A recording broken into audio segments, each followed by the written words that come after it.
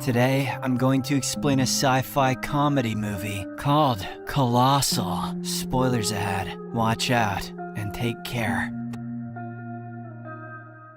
The movie opens on a seemingly normal night in Seoul. A young girl is anxiously looking around a public park for her favorite doll that she had forgotten to take a few hours ago. She luckily finds it lying on the grass and informs her mother about it. This is when the night turns from normal to really weird. As the girl and her mother are about to return home, they notice a colossal monster walking between the nearby buildings. The girl screams in horror, and the monster turns around, absent-mindedly looking at her general direction. The scene abruptly shifts to 25 years later as a down-on-her-luck and out-of-work writer, Gloria, returns to her boyfriend's apartment in New York. She sheepishly enters through the front door, looking extremely shabby and hungover. That is because she has been partying and drinking all night long. However, her boyfriend, Tim, who has seen her alcohol-fueled night outs all too often, puts the gauntlet down. He plainly tells her that she's an out-of-control mess and gestures to the bedroom where all of her things are already neatly packed away. Tim then heads to work after telling her that she'd better be gone by the time he returns. With nowhere to go and no one to rely on, Gloria is forced to return to her childhood home in Mainhead, New Hampshire. Her parents have already passed away, and the house is empty, with not even a single piece of furniture around. Hence, Gloria is forced to sleep on the floor for the night. Gloria is such an alcoholic that she doesn't know you can sell houses. Early the next morning, she heads to a local store and buys an air mattress. She is dragging it home when a truck pulls up right next to her. To her utter surprise, it's her childhood friend Oscar, who is extremely delighted to see her back in town. He gives her a lift, and they end up hanging out at Oscar's bar, which he inherited from his father. Gloria is unnerved by the amount of alcohol on display, as she's trying to abstain from drinking. As they are chatting away, it takes a lot of mental strength to keep her mind off of alcohol, and she begins scratching the top of her head mindlessly. Seeing this, a bemused Oscar asks what she's doing, to which Gloria replies that it's a nervous tic. Eventually, she ends up downing a few bottles of beer along with Oscar and his friends. He tells his buddies Garth and Joel that back in elementary school, Gloria would always win the annual short story writing competition, while he would always end up in second place. This seems like an innocent, nostalgic observation, but deep down, Oscar seems to have some sort of an inferiority complex. Things get slightly awkward when he goes to get another beer and returns only to see a drunk Joel trying to kiss Gloria. Oscar freaks out, grabs his keys, and leaves in a hurry. A tipsy Gloria then has to lug her mattress back home. On the way, she drags it through her old elementary school playground. She eventually manages to make it home by late morning and immediately dozes off on her new mattress. A few hours later, Gloria wakes up to a phone call from her sister, who tells her that the city of Seoul suffered a monster attack in the night. A confused Gloria quickly pulls up the news articles on her laptop. Sure enough, there's footage of a giant monster appearing in Seoul for a few seconds before disappearing again. She calls her boyfriend Tim, but he inquires why she's hearing about it now when the attack happened 9 hours ago. Gloria tries to evade the question, but Tim figures out that it's because she was drinking all night and begs her to seek professional help for alcoholism. Contrary to that suggestion, Gloria is out drinking again, and late at night, she ends up falling asleep on a bench at the elementary school playground. The very next morning, around 8 a.m., she gets up and tries to call Tim. The latter picks up, but when he realizes that Gloria is still intoxicated, he hangs up. That afternoon, Oscar brings her an old TV, and they drag it into the empty living room. He then informs her that the monster attacked Seoul again last night, but instead of walking around like the previous night, it just stood in one place and made weird hand gestures. Godzilla has learned sign language. It is also revealed that the monster always materializes at the same time, 8:05 a.m. Nonetheless, Oscar shifts the topic and offers her a job at the bar while she's in town. Gloria, who has nothing else to do, accepts it and thanks him for being so kind to her. As the two friends hug, Gloria notices something weird in Oscar's pants and on the television. News footage shows the monster scratching its head exactly the same way that she does when she's nervous. This continues to eat her from within as that night, while working at the bar, Gloria sees more footage of the attack. She can't help but but notice that the monster looks as if it was on a phone, just like she was around 8 a.m. last morning. Once she is back home, Gloria looks up more footage on that monster. She notices that in the first sighting it looked like it was lugging something along on its shoulder. This is identical to the way Gloria did when she took her mattress home. As days pass by, she starts getting more and more anxious. Gloria spends days formulating her theories, charting maps of Seoul and the monster's movements. One day, with a map in hand and entirely sober, she heads to the elementary school playground and steps inside at exactly 8:05 a.m. She doesn't move forward. Instead, she raises her arms above her head before rushing back home. Once Gloria is in her living room, she turns on the TV and sure enough, the creature has made another appearance in Seoul. This time, it didn't destroy any buildings. It just stood there and raised its arms over its head, exactly like Gloria did. This puts it beyond any doubt that she's the monster that's been terrorizing Seoul. That night, after work, Gloria impulsively decides to reveal her newfound secret to her friends at the bar. She makes the group drive down to the playground and pull out a live feed of Seoul. They then watch the live stream while she steps into the playground and starts to dance. Sure enough, the monster appears in Seoul, mimicking her movements. Suddenly, 2 NATO attack helicopters arrive at the monster's location and fire missiles. Gloria can simultaneously feel a strong stinging sensation on her body back in New Hampshire. However, in her drunken stupor, she punches the air around her, which destroys one of the helicopters back in Seoul. Gloria immediately realizes that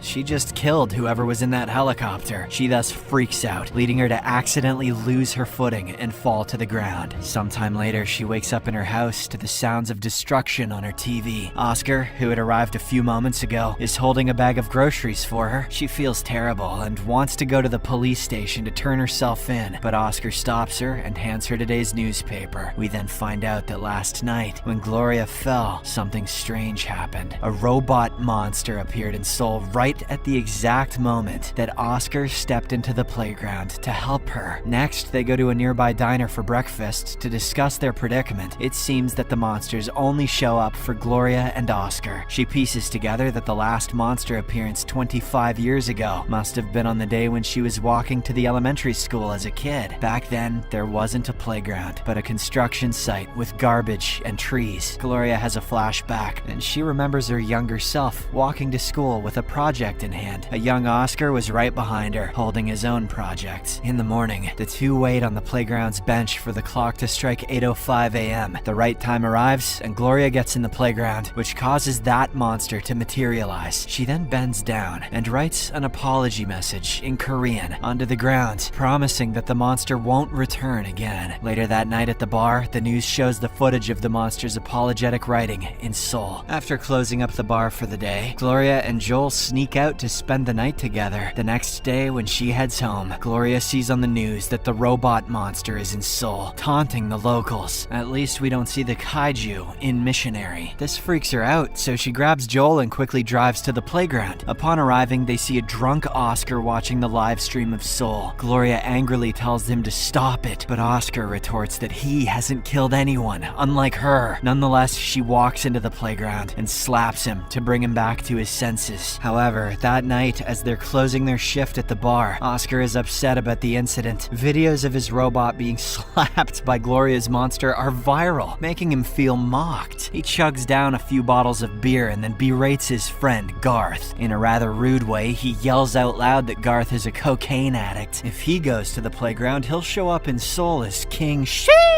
Dora, and then bosses Gloria around. It is also revealed that Gloria hasn't been drinking for a few days now, as she is scared that she'll end up drunk in the playground. Oscar takes this as a personal attack, so he puts down a beer and tells her that if she doesn't drink it, he'll take a walk through the playground later. However, the plan doesn't work, as Gloria takes that drink and pours it on the floor. Seconds later, Oscar gets into his truck and goes to the playground. Gloria tries to stop him, but he yells back and drives away. This prompts her to chase him on foot, and they both end up in the playground at 8:05. Once there, she punches him, and they get into a scuffle. An enraged Gloria shouts that she is quitting her job at the bar, but Oscar pushes her down and threatens her to come back the next day. If she doesn't, he'll destroy a whole neighborhood full of innocent people. Oh, this movie is an analogy for being an asshole. Sometime later, an exhausted Gloria is trying to sleep in her home when she begins to have flashbacks. She remembers remembers what she was doing that day 25 years ago when that monster first showed up. Turns out she was walking to school with a cardboard model of Seoul in her hands until it flew away in a gust of wind. A little Oscar, who was right with her, then climbed a fence into a construction site after her model. But her train of thought is interrupted by Joel, who arrives on her doorstep with a truckload of furniture. He claims that these are from Oscar, who is sorry for what happened the night before. Gloria doesn't know what to make of this, so she runs to Oscar's house to demand an explanation. However, he apologizes for hurting her and starts crying. He asks to be friends with her again, and she accepts, as long as he stops drinking late at night. The surprises don't end there for Gloria, as she receives a call from Tim as soon as he gets back home. Turns out he is staying at a nearby inn and wants to meet her. So, shortly afterwards, Gloria takes him to the bar where he meets Oscar, but Tim instantly becomes jealous as he doesn't like his girlfriend hanging out with other men. On the other hand, Oscar also starts acting weird. He asks Tim what would be the most irresponsible thing to do in a bar. Tim doesn't really know the answer, and so Oscar pulls out a huge firecracker from the back. He lights it up, and as the customers run away, the firecracker explodes. Smoke soon fills the bar, chairs are set on fire, and several things shatter. But luckily, no one is injured. Although everyone watching is stunned as to why Oscar would do such an irresponsible thing, they don't realize that he did all of this to show Tim how crazy he can be if things don't go his way. A shocked Tim then grabs Gloria's hand and tries to make her leave, but she refuses. She knows that if she doesn't stick with Oscar, he'll use his giant robot to destroy Seoul. So Tim drops an ultimatum, stating that he's leaving town tomorrow at midday and hopes that she'll be with him. The nightmare has just started for Gloria, as when she goes home after her shift, she finds a drunk Oscar waiting for her. She tells him to get out, but he refuses, explaining that he's there to make sure that she doesn't leave town with Tim. Unsure of what to do, Gloria scratches her head anxiously. This seems to activate her childhood memories, and she recalls more about that day 25 years ago. We find out that when Oscar climbed the fence to retrieve the miniature replica of Seoul, Gloria sneakily followed him into the site. She watched in horror as Oscar pulled her project down and crushed it. The young Gloria was enraged, and her anger somehow attracted a lightning strike to the area, causing blood to stream from her forehead. The lightning also affected Oscar, and they both fell unconscious. He was holding a toy robot, while she had a little toy monster. Both toys look exactly like the monsters that appeared in Seoul. Neither of them, though, was carrying a Tickle Me Elmo. Thank fuck.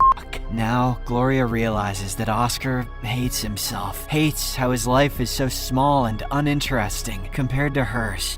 What does she do? She thus confronts Oscar and then proceeds to call Tim. Simultaneously, they hear alarms ringing on the TV, and both of them realize that it'll soon be 8:05. Oscar rushes for the door, but Gloria strikes him over the head with a chair. This enrages him, and he charges at her with a piece of wood, but she retaliates by making a bookshelf fall on him. Despite all this, Oscar makes a run for it. He leaps from the upstairs window, down to the pool, and into the streets. A chase then ensues, and they both reach the playground shortly afterwards. Unfortunately, Oscar punches Gloria so hard that she falls to the floor and is unable to stop him from destroying an entire neighborhood in Seoul. Defeated and injured, Gloria returns home and crawls into bed. She sees that the maps of Seoul and the playground, which she drew a few weeks ago, have turned upside down. This gives her an idea, so she immediately packs a bag and rushes to the airport. A few hours later, Oscar notices her absence, but he heads to the playground and chugs down several bottles of beer. The scene abruptly shifts, and we see that Gloria has reached Seoul. Soon, the alarms ring, signaling that it's time for monsters to make an appearance. Back in New Hampshire, Oscar steps onto the playground, beginning his robot rampage in Seoul. Korean civilians scatter from this giant robot, but Gloria walks closer to it. Back on the playground, Oscar suddenly hears a distant rumbling as Gloria walks closer to the robot. In a shocking twist, her monster has appeared in her hometown, right in front of Oscar. He tries to run, but Gloria rushes forward and gets a hold of Oscar. As a result, his giant robot monster floats as if it's being picked up by invisible hands. Realizing that there is nowhere to run, Oscar begs to be put down, but Gloria's monster yeets his ass. This causes the robot monster in Seoul to be thrown thousands of feet away. The citizens of Korea rejoice, believing that the robot is now dead and won't harm them anymore. The movie ends as Gloria steps into a Korean bar and asks the bartender if she'd like to hear an amazing story.